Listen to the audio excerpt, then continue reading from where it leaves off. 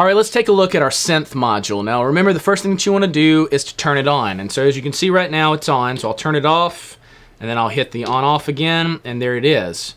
Now remember, if I tap it twice, it's only going to shift it to low. Nothing up top. Tap it again.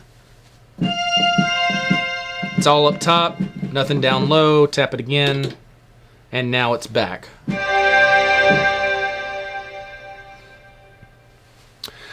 All right, now the synth section is really an entire section by itself that we could spend several videos on, so I'm not really going to go into all of it right now. I'm just going to cover some of the basics.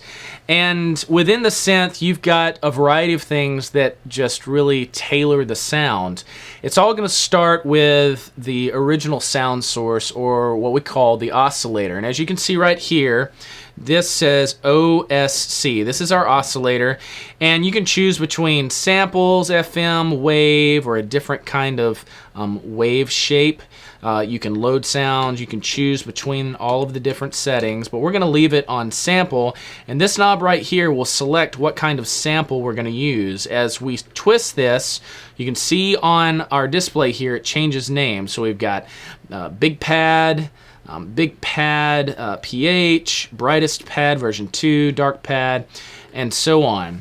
We have a shape knob that we can change things on, and then we'll get into the rest of the things. But this is your main sound source for your synth.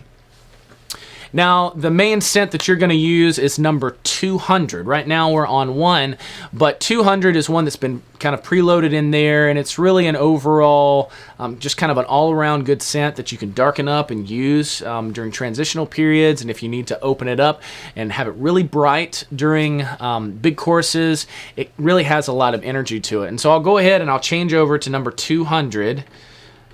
We'll get there. There we go. Number 200. And now you can hear what that sounds like.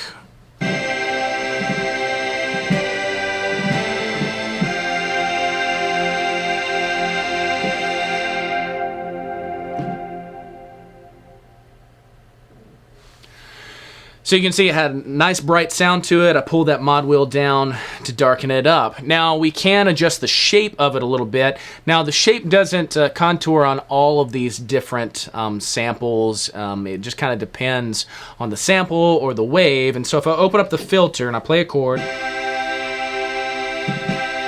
as you can see, that doesn't really do a whole lot.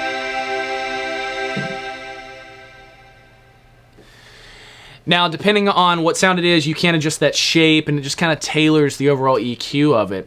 The next thing that really affects the synth is going to be our filter, and this is going to be typically set to a low-pass filter. What that means is that it's going to allow all the information below a certain frequency. So it's going to allow all the low end of it to pass through as long as you've got it open.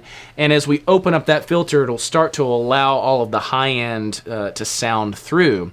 And so the way that you look at that is right here. You can see that that red mark right there is all the way open. So if we play it, and I can turn this down,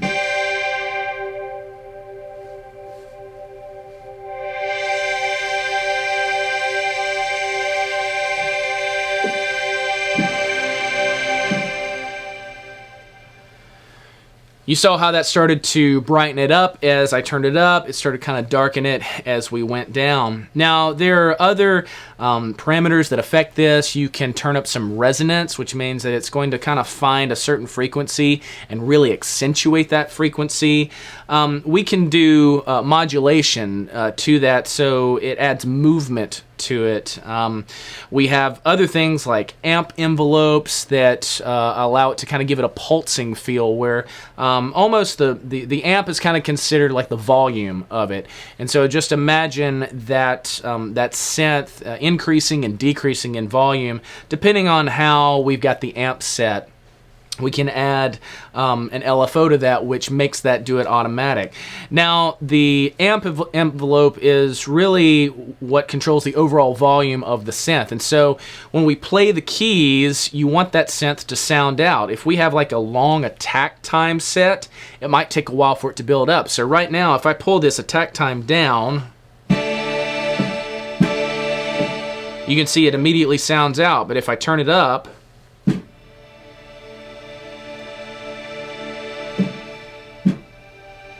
can see how it begins to fade in. I'm going to turn it back down so it's instant. We have our decay. We'll turn it all the way down. And you see there's nothing. You want that decay up. You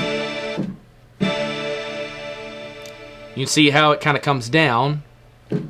We want it all the way up there. And you can see when I let go, it immediately cuts off. So the decay is basically the holdout of the sound after we hit it. If we turn it down, you don't really hear too much.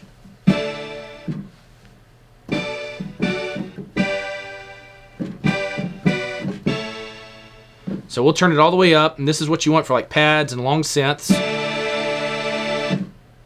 And then the release is the sound after we let go of the keys. So if we turn that up, you can see that holds out forever.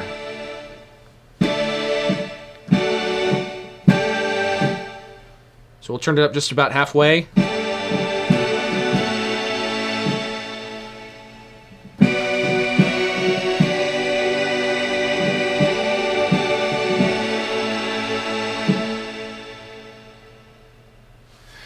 So that gives you a little bit of an overview of the amp envelope. So again, the thing to remember, the attack is when the sound comes in when you hit the keys and hold it down.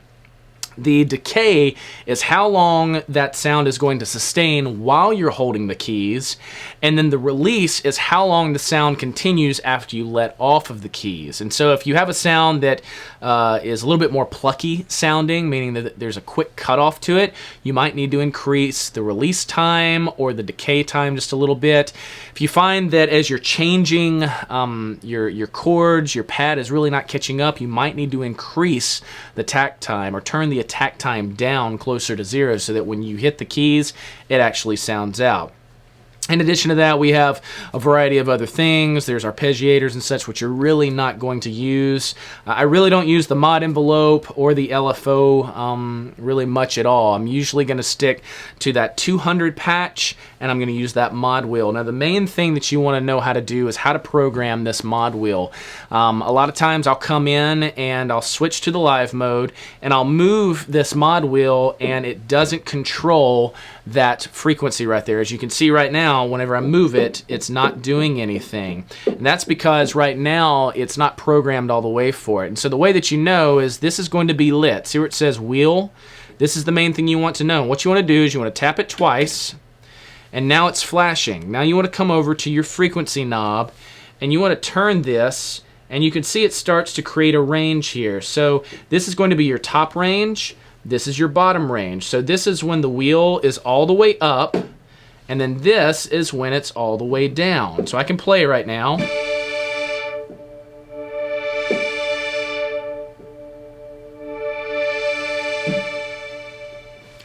And you can see how as I started to pull that, it started to darken it as I started to push it forward. When I pulled it back, starting to brighten it up. And if you want to, you can reverse that too. If you want it to brighten up as you push forward, you can do that too. You can just kind of switch things around, and it's not hard to do.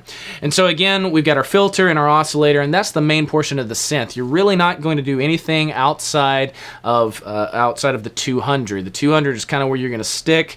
And again, for the mellow times, you want to pull that mod wheel down, make it nice and dark during verses and bridges and that sort of thing. You want to kind of make it nice and dark. Then when you get to choruses and it's really playing out, open it up and really allow that thing to sound out. Now that's our synth section overview. We're going to take a look at our organ as well as our effects in another video. But again, the main thing that you're going to work with is the piano and the synth. And so for right now, I'm going to combine both of them together to give you an idea of what it sounds like. So we'll turn on the piano, and I'm going to use number 1, which is going to be our big Bosendorfer.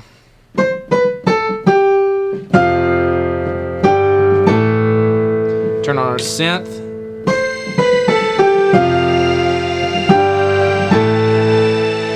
You hear that's nice and bright?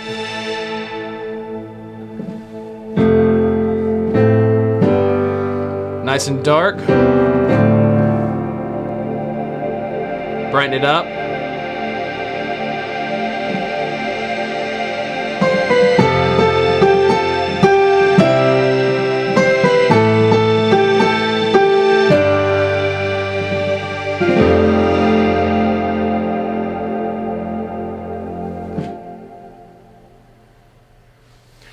So you can see how both of those work really well together. Now again, you want to make sure that the volumes between those are set accordingly. Sometimes you might need to, really you want to have the piano a little bit louder than the synth, but you still want to be able to hear it in your ears. You may need to work with the sound engineer.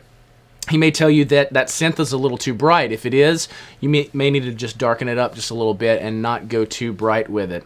So again, that's your piano and your synth. You can combine them together, and in a second we'll talk about how to save them into your live mode. But for now, let's go ahead and take a look at our effects.